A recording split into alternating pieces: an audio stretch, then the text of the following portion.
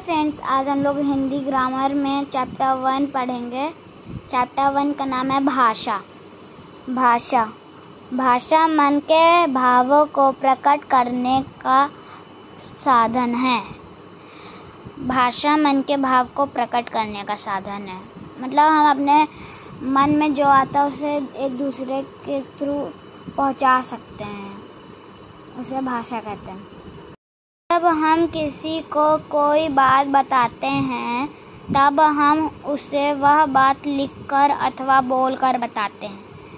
इसमें कहने का मतलब है, जब हम किसी को कुछ बताते हैं, अपने भाव प्रकट करना चाहते हैं, तो हम लोग या तो लिखकर बता सकते हैं या तो बोलकर। भाषा के प्रकार दिए हैं, कितने प्रकार के होते हैं। मन के भावों को हम 3 प्रकार से प्रकट करते हैं। पहला है बोलकर, दूसरा है लिखकर और तीसरा है संकेतों द्वारा।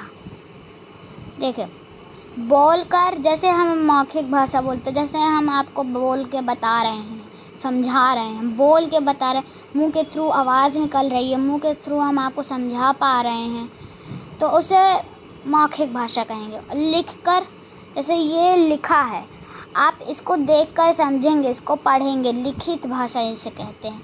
और सांकेतिक भाषा, जैसे इस पे देख सकते हैं आप, एक लड़का प्लेन उड़ाया है, वह दिखा रहा है अपने दोस्त को ऐसे करके, तो वह सांकेतिक भाषा हुई। मुंह का या लिखकर, बोलकर या लिखकर कोई प्रयोग नहीं कर रहा है, वो ऐसे हाथ के थ्रू सांकेतिक द्वारा दिखा रहा है, तो इसे सांकेतिक भाषा बोलेंगे। इसी आधार पर भाषा के 3 रूप होते हैं।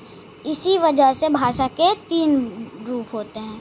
मौखिक भाषा, जो कि मैंने बताया, जो भाषा मुंह से बोलकर प्रकट की जाती है उसे मौखिक भाषा कहते हैं।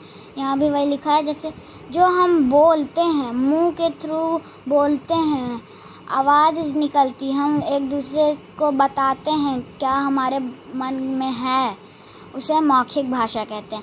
लिखित भाषा, जो भाव लिखकर प्रकट की जाती है, उसे लिखित भाषा कहते हैं। लिखित भाषा जब लिखती हैं, टीचर्स लिखते हैं बोर्ड पे, स्कूल जाते हैं आप, टीचर्स बोर्ड पे लिखती हैं, उसे लिखित भाषा कहते हैं।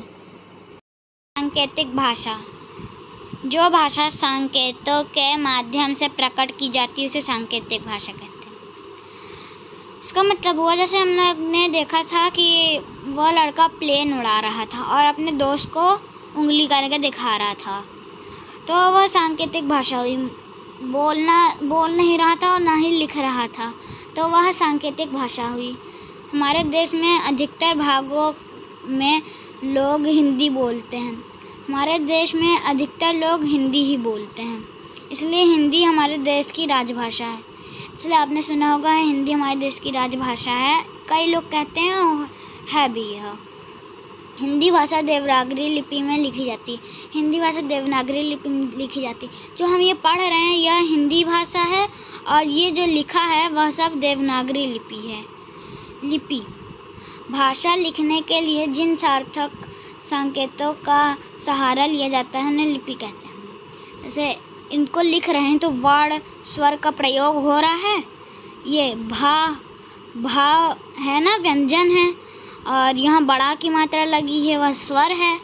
लिख तो रहे हैं हम लोग, किसी चीज़ से लिख रहे हैं ना, तो उसे लिपि कहते हैं।